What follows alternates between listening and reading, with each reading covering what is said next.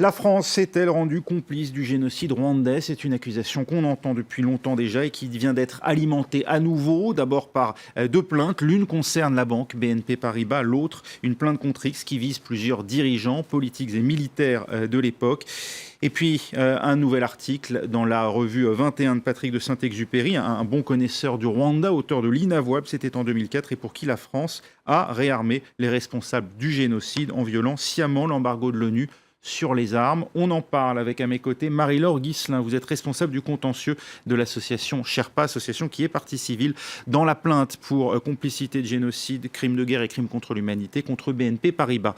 Également avec nous Maria Malagardis, vous êtes journaliste Afrique à Libération. François Graner, vous êtes porte-parole de l'association Survie sur le Rwanda. C'est l'association qui est à l'origine de cette plainte contre X, donc pour complicité de génocide et de crimes contre l'humanité qui vise des dirigeants français, politiques et militaires de l'époque. Vous êtes également l'auteur de cet ouvrage, Le sabre et la machette, officier français et génocide Tutsi.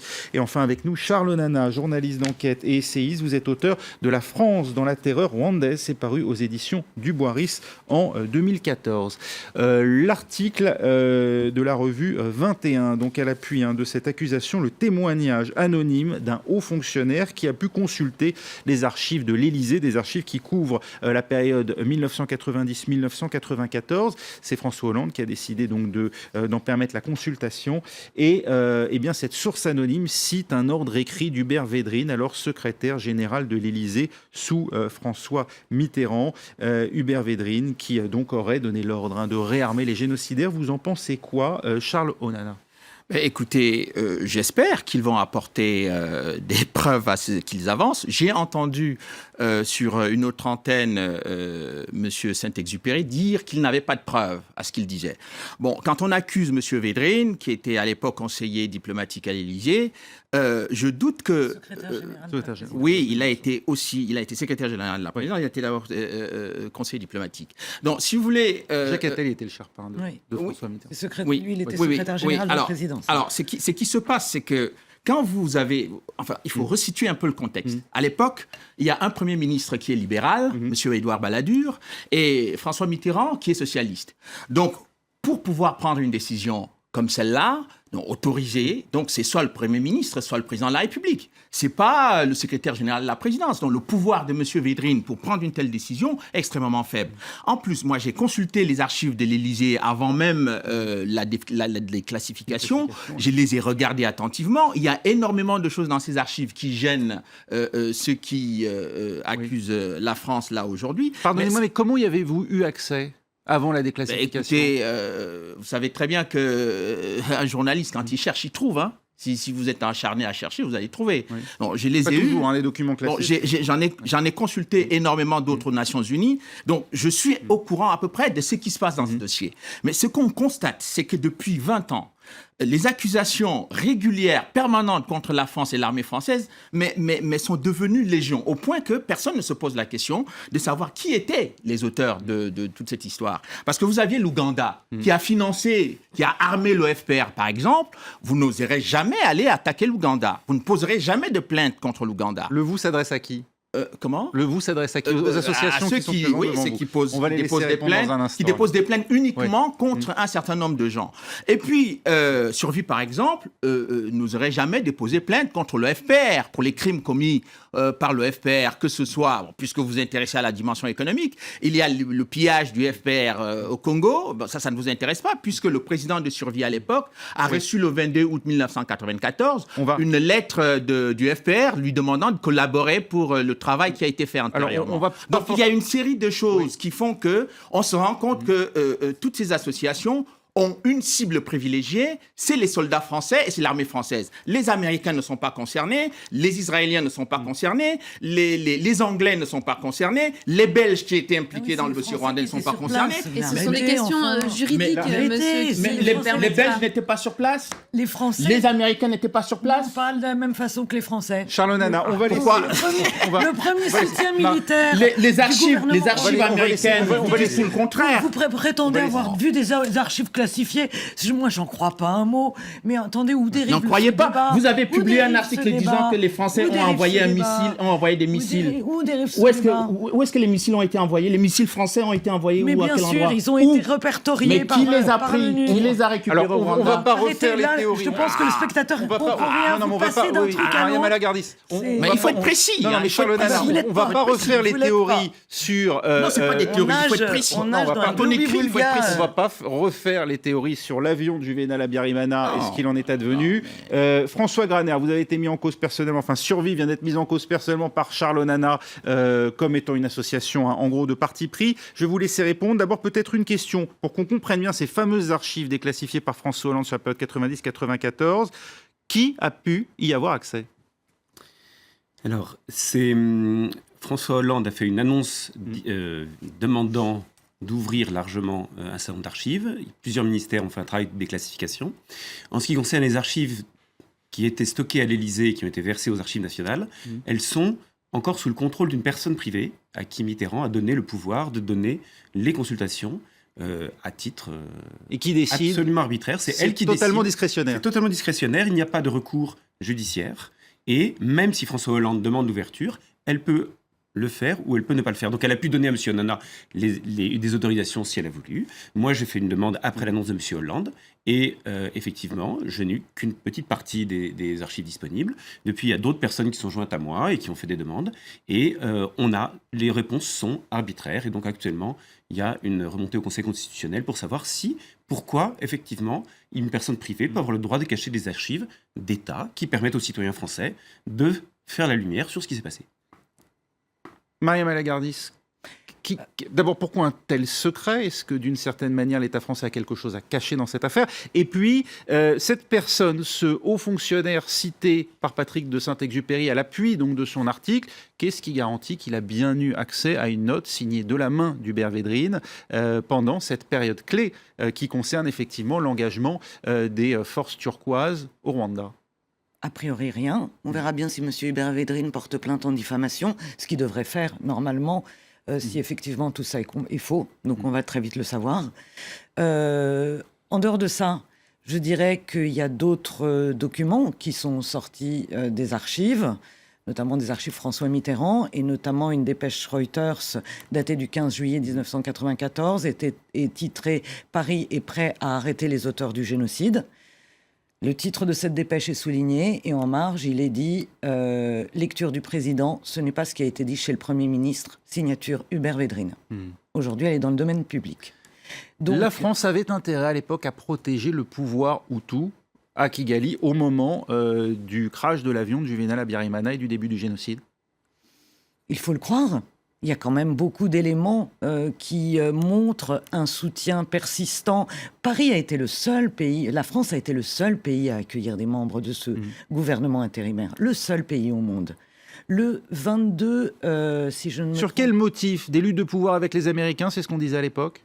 Ça, c'est le fantasme qui a pu à un moment habiter un certain nombre de responsables français. On ne tue pas près d'1 million de personnes sur des histoires de lutte d'influence. Qui étaient les assassins? Qui a tué? Oui, enfin écoutez, on ne va pas ici commencer à refaire le débat on sur on ne va pas. Quand on vous pose des questions précises, vous ne répondez jamais. Qui a tué? Le gouvernement intérimaire. Qui a tué? Le gouvernement Human intérimaire. Rights Watch que vous citiez tout à l'heure, Human Rights Watch cite les crimes commis par le FPR. Pourquoi vous ne les poursuivez pas? Parce que le Ça ne vous FPR intéresse n'a pas, pas commis le génocide. Le FPR n'a pas créé Radio Mille Collines. Le FPR n'a la pas radio rassemblé... Mouaboura, la radio... Ça n'avait rien à voir. Vous avez l'impression... Ça n'avait rien à voir, monsieur. Non, la CIA a récupéré les bandes de Radio Mouaboura. Je sais où elles se trouvent, les bandes de Radio Mouaboura. On ne va pas commencer à discuter du bien fondé... Vous voulez polémiquer parce que vous ne voulez pas parler précisément. Charles Nana, la radio des Mille Collines, c'est un fait qui est connu, qui a été même jugé en France. Oui, mais vous savez, Radio Mille Collines est une radio qui a été créée à la suite de l'existence de Radio Mouaboura, radio du FPR. Et donc on est en plein... Calmez-vous, pourquoi vous énervez? On parle d'appels quotidiens. Bien sûr de votre fait, vous ne vous énervez pas. On parle d'appels quotidiens au meurtre sur des critères ethniques. Comment? On parle d'appels quotidiens au meurtre sur des critères ethniques. Mais vous savez, si vous n'écoutez pas, vous savez quand il y a une guerre, quand il y a une guerre, bien sûr, vous avez des... C'est connu. Non, le problème dans toute cette histoire, c'est que tout ce qui est... Il n'y a rien, on vous dira même que le FPR n'a jamais commis des crimes. Le Front patriotique des documents. rwandais aujourd'hui. Amnesty International a publié en 1994 un rapport mentionnant les crimes commis par l'OFPR. Pourquoi ces crimes-là ne vous intéressent pas? C'est des crimes de guerre. C'est des crimes de guerre. Peut-être Marie-Laure Ghislain d'abord, et puis ensuite je vous laisserai répondre. J'aimerais juste revenir sur la qualité de ce débat, puisque quand on parle de précision de réponse, pourquoi, alors qu'on essaie d'amener les preuves, en l'occurrence la preuve sur BNP, de l'implication de BNP, vous nous dites pourquoi ne pas avoir accusé le Crédit Lyonnais? Quand on vous dit on accuse faites toute la lumière. personne, faites toute la lumière. C'est ça l'enjeu d'une compréhension, c'est de faire toute la lumière. On va justement laisser nos invités s'exprimer et faire toute la lumière. J'ai l'impression que vous accusez d'autres États, l'Ouganda, non, je veux tous les acteurs impliqués. Sans amener de preuves. Donc essayez, s'il vous plaît, de respecter le fait que nous sommes ici, nous avons chacun déposé une plainte, qui n'a rien à voir d'ailleurs, et nous aimerions parler des preuves, des éléments qui sont fournis au dossier. Voilà. S'agissant justement des preuves, on évoquait donc à l'instant, dans cet article 21, une déclaration d'un haut fonctionnaire qui dit avoir eu accès donc à ces archives déclassifiées, en tout cas à une note signée de la main d'Hubert Védrine appelant à réarmer les génocidaires rwandais. Il y a également des témoignages, et notamment celui aujourd'hui d'un ancien officier de l'armée de terre sous turquoise. Il témoigne à visage découvert, Guillaume Ancel. Écoutez ce qu'il a à dire. On nous a demandé de livrer des armes aux génocidaires dans les camps de réfugiés. Moi, j'ai assisté à une de ces livraisons. C'était la deuxième quinzaine de juillet 1994. Je demande des explications sur ce sujet. Et là, j'entends les commandants du groupement m'expliquer sans y croire qu'en fait, on livre des armes à ces hommes qui ont conduit les massacres parce qu'il faut éviter qu'ils se retournent contre l'armée française. Et je comprends à ce moment-là qu'ils ne font qu'exécuter des directives qui viennent du plus haut niveau de l'État. François Graner, ces propos, ils sont incontestables d'après vous? C'est un témoignage effectivement qui conforte un certain nombre de documents qu'on a sur le réarmement, sur les livraisons d'armes à différents stades, avant, pendant et après le génocide des Tutsis. Je voudrais rappeler qu'on est le 29 juin, que exactement le 29 juin, il y a 23 ans, sur les collines de Bicécero, des Tutsis survivants au génocide des Tutsis s'étaient regroupés, un petit groupe, et qu'il échappait aux tueurs en se cachant, et que les soldats français, et qui étaient arrivés à ce moment-là, les ont vus, ne les ont pas secourus, et pendant 3 jours, ils ont été livrés aux tueurs, et ils ont presque entièrement disparu. Et donc, ces personnes-là, les quelques rescapés, ont porté plainte contre les hauts responsables politiques et militaires français de l'époque, et cette plainte est là depuis plusieurs années, et elle est nourrie par un dossier extrêmement solide, où l'association Survie soutient effectivement ce dossier-là, et c'est complètement cohérent avec la plainte qui est développée actuellement, qui est celle sur les livraisons d'armes, cette fois à l'armée rwandaise elle-même, et qui fait partie du soutien constant, continu de l'armée française et dirigée par les dirigeants politiques et militaires de l'époque pour soutenir un régime et un groupe armé qui lui est favorable et qui lui permet de stabiliser sa zone d'influence. Maria Malagardis, le but avoué de l'opération turquoise à l'époque, c'était de mettre un terme au génocide. Est-ce qu'en prenant, comme semble le dire ce militaire, le parti du gouvernement intérimaire, ou en tout cas de ceux qui sur le terrain perpétraient le génocide, est-ce qu'il y a eu un aveuglement de la France ou bien du cynisme pur et simple? Waouh, question compliquée. Je ne suis pas dans la tête des responsables qui décident ça. On peut juste constater les faits. Le témoignage de Guillaume Ancel vient conforter un certain nombre d'éléments qu'on avait déjà depuis quelques années. J'ajouterais que moi, j'étais en reportage au Rwanda et au Zaïre pendant l'opération turquoise, et qu'il n'était pas rare de rencontrer des officiers qui avaient des doutes sur ce qu'il s'agissait exactement de faire. Et je me souviens notamment d'une fois du côté de Chiangougou, où on a vu passer des voitures avec des gens qui avaient l'air importants, et j'ai demandé qui c'était. Ils m'ont dit c'est des responsables du Rwanda et on les laisse filer. C'est des choses qu'on sait, c'est des choses qui sont... Effectivement, il y a une sorte de... Comment dire? Il y a une ambiguïté initiale, originelle, avec l'opération turquoise. Ça c'est certain. Et le témoignage de Guillaume Ancel n'est que, encore une fois, le dernier élément à la suite de beaucoup d'éléments qu'on avait là-dessus. J'ajouterais que de toute façon, quand la France intervient, le génocide, malheureusement, il est presque terminé. Oui, mais qu'est-ce qui fait, pardonnez-moi, mais qu'est-ce qui fait que la raison d'État à l'époque, pour François Mitterrand, c'est de soutenir le pouvoir en place? C'est la volonté de stabiliser le pays? Ah bah, si vous voulez stabiliser le pays en soutenant un pouvoir qui assassine ses concitoyens, ça semble un peu compliqué. Non, je me fais l'avocat, je pose la question tout simplement, naïvement. Je pense qu'il y a toute une série d'éléments qu'il est peut-être un peu long d'énumérer ici, mais qui vont d'une vision...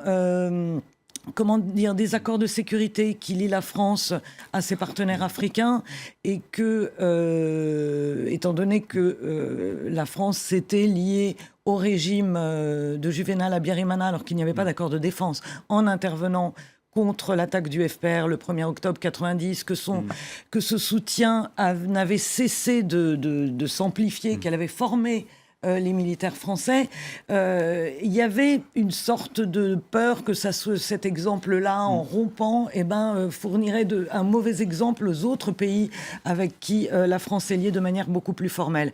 Il y a certainement eu aussi...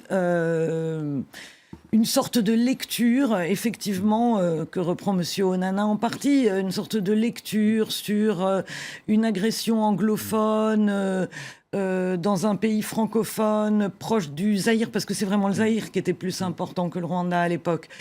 Donc peut-être une poussée d'une offensive anglophone, enfin une sorte de complexe de Fachoda. Qui finira par se matérialiser avec Laurent Désiré Kabila et sa prise de pouvoir. Oui, sauf qu'il faut bien voir une chose, c'est que le FPR, quoi qu'on en pense, c'était un mouvement certes né en Ouganda parce que formé par des enfants d'exilés Tutsis qui avaient grandi en Ouganda, mais même l'ONU a reconnu, et même la mission d'information parlementaire a reconnu, qu'on ne pouvait pas uniquement considérer que c'était une agression extérieure, puisque ce mouvement était composé entièrement d'enfants d'exilés Tutsis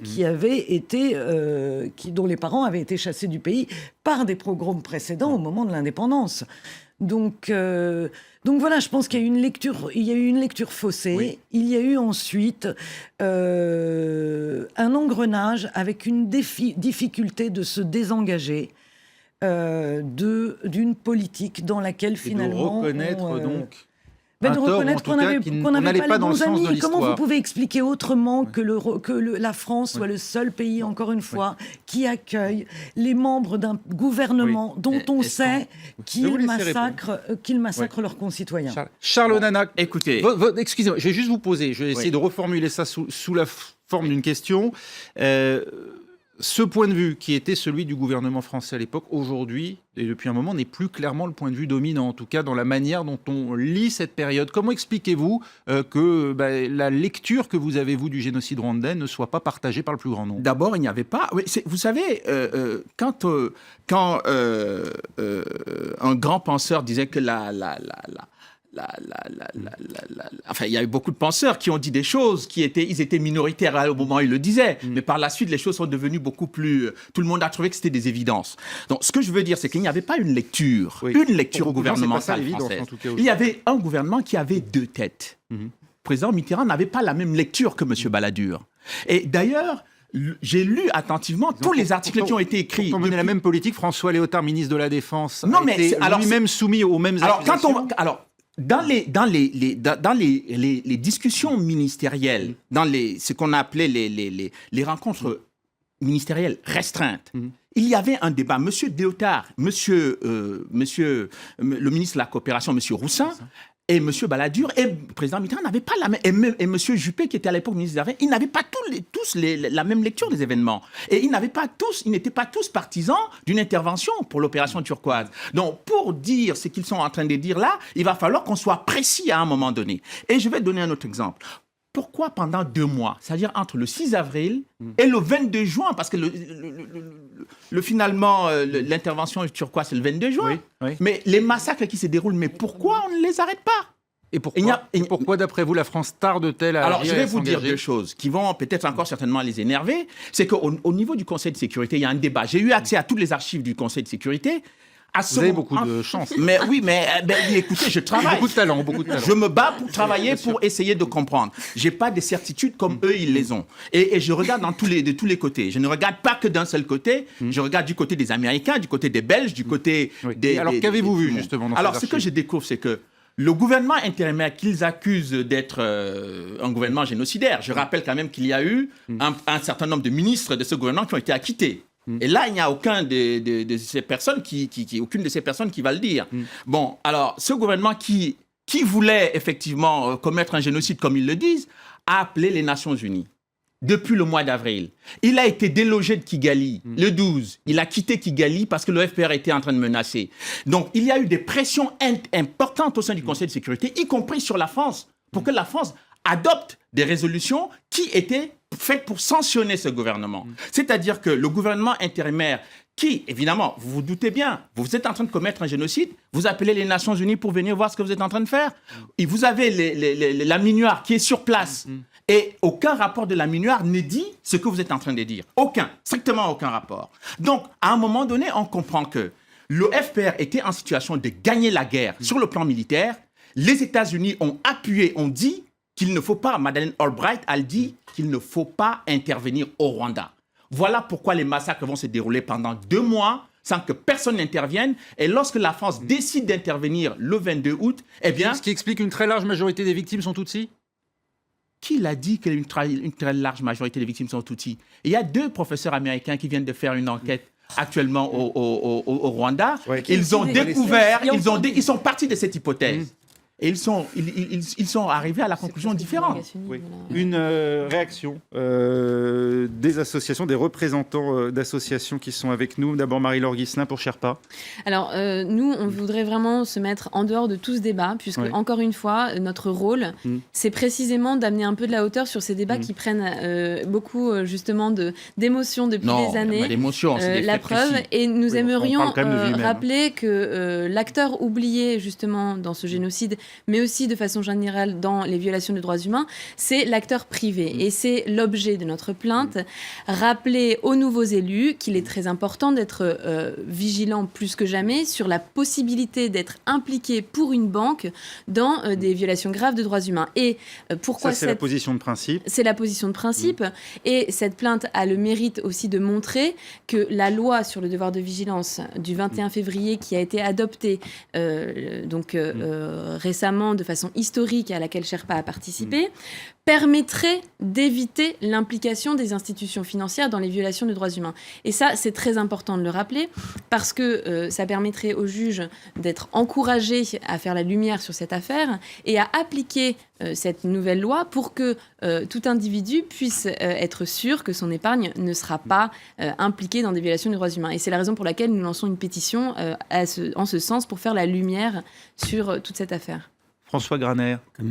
Comme je disais, du fait que des gens entretiennent sciemment la confusion dans l'esprit du public, l'association Survie travaille sur les documents qui sont non réfutables. Par exemple, ici, dans la plainte qui vise les responsables français, un des éléments de la plainte, c'est les déclarations d'Hubert Védrine lui-même, quand il reconnaît devant la commission de défense de l'Assemblée nationale que les livraisons d'armes aux génocidaires se sont poursuivies, y compris pendant le génocide. À partir du moment où il l'a dit, c'était enregistré, la vidéo est disponible, et donc n'importe qui peut la vérifier, et que ça a été devant des parlementaires, c'est quelque chose qui est un document qui, pour nous, préjugé, pas préjugé, opinion, pas opinion, c'est quelque chose qu'on peut transmettre à la justice en lui demandant de faire son travail pour essayer de comprendre qu'est-ce qu'il y a derrière cette déclaration de M. Védrine lui-même, et non pas d'un quelconque opposant. C'était le 16 avril 2014, Hubert Védrine qui reconnaît devant la commission de la défense que des livraisons d'armes se sont bien poursuivies après le début du massacre, tout en disant... Non, 2014. 2014.